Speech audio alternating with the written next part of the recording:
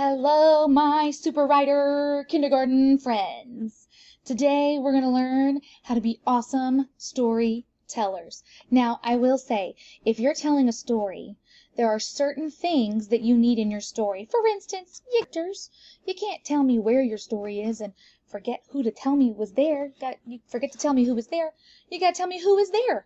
Were you there? Was your dog there? Was there an alien? Okay, if there was an alien, can you please tell me your story? I love alien stories.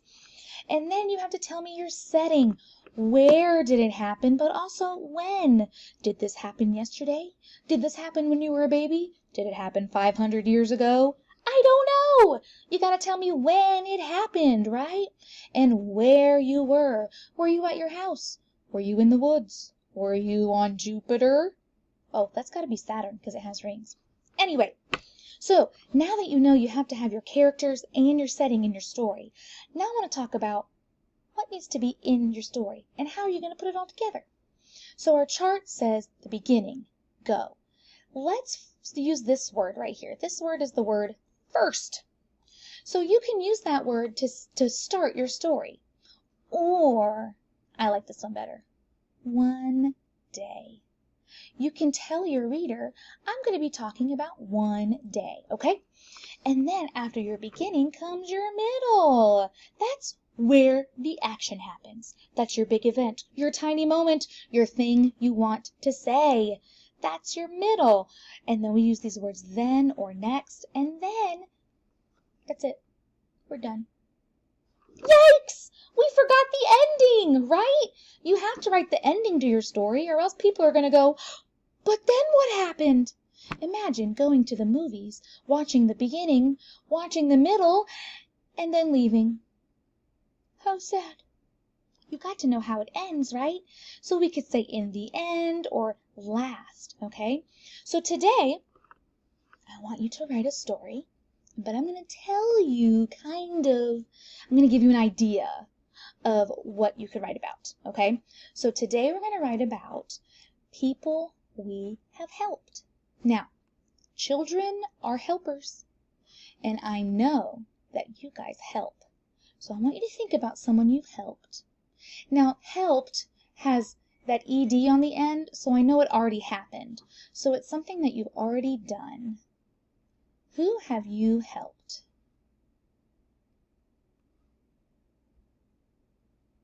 Did you help your mommy wash the dishes?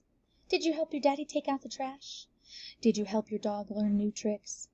Did you help your brother pick up his stinky socks? Use the tongs, please. Ugh. How did you help someone? Now, usually we help each other in our family, but sometimes we help our neighbors. So today, I'm going to write a story about how I helped my neighbor. So, good writers always have to make a plan. If you don't plan out your story, then it's going to be unorganized. You'll forget what you wanted to write. You'll forget all the things you wanted to say. So we need to think about how we want to write our story. Let's make a plan. So our plan says, draw a picture of a person you helped. So I'm going to draw my picture of my neighbor, Mr. Mason. So I know my character has a head, right? He has two eyes and a smile. And he has glasses. My neighbor has glasses. Your neighbor might not have glasses.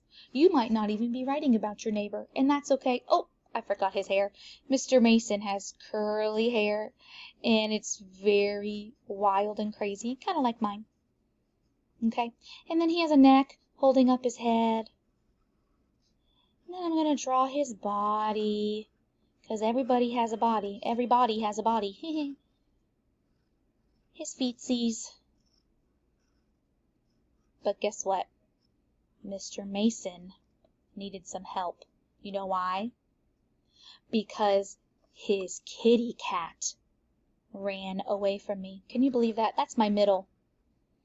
Mr. Mason's kitty cat ran away from him. And he was trying to catch her, but he couldn't. Kitty cats love to run, those stinkers. Do you guys have a cat at your house?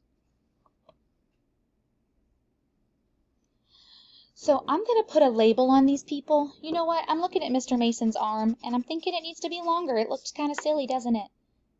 That's okay. We can erase. That's why we're just planning. Mr. Mason needs longer arms, Mr. Mason. All right. Mr. Mason, what do you hear? Yeah, an M. Mace. What letter makes that sound? S. Good. Mason. What's at the end of our sound? What's the sound at the end of our word? Mr. Mason. Now, I know some of you smarty arties can already spell the word cat. Just like our friend Carla Cat, we have k, k, k. T. His cat was running. So I'm going to go pew, pew, pew. Kitty Cat was running away from him, right? And so here I am. I'm going to draw me. I helped Mr. Mason. Guess what I did?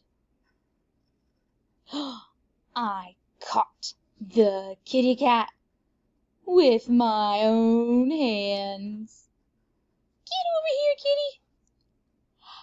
I want to show you my surprised face because I did not know I was going to catch this kitty cat.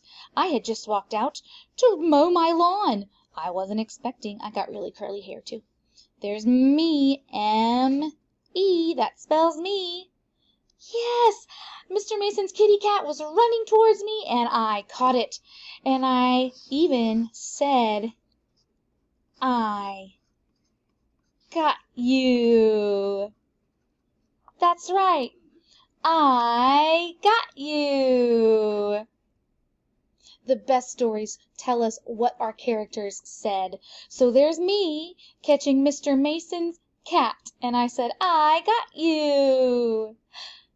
There, I'm done with my plan. Guess what? I'm not done with my plan. I forgot. I have my characters, but I'm missing something. I need to put my setting. Where was this? Did this happen in the living room? Did it happen at the grocery store? Where did this happen? And I'll show you. I was on my front porch. So here's my door. My front door has a window on it. So I'm going to draw my window. There's my front door.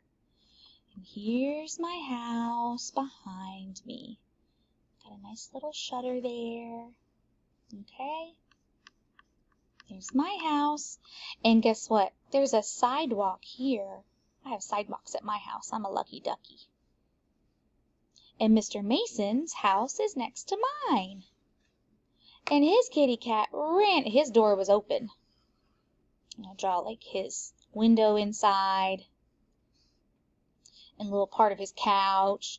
And his rug. His door was wide open, and his kitty cat ran out, right?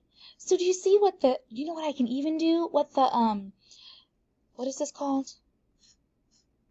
The setting. See how much the setting changes our story? It makes it come alive. And Mr. Mason has a big tree behind his house. I can draw his tree. Yeah. And there, the sun was shining. That shows we were outside, okay? So when you draw your setting, it really helps your audience, or the people who are listening to your story, understand what happened, okay? And it makes them feel like they were there. So then, after you plan your story, you're going to go down here. You're going to finish the sentence. I helped by... And then you're going to tell me how you helped your person. So I'm going to finish my sentence. I helped by catching... You ready? Catching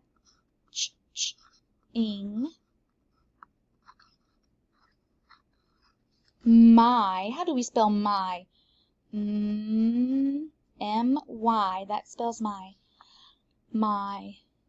neighbor. This is a big one. Now, I'm a grown-up, so I know how to spell this, but what do you hear? Neighbor.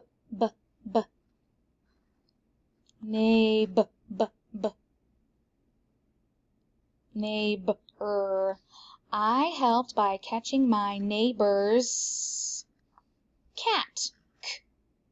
K-a-t. Now, this is not how you spell neighbor, but that's what I heard in it. It's okay if you don't know how to spell all the words.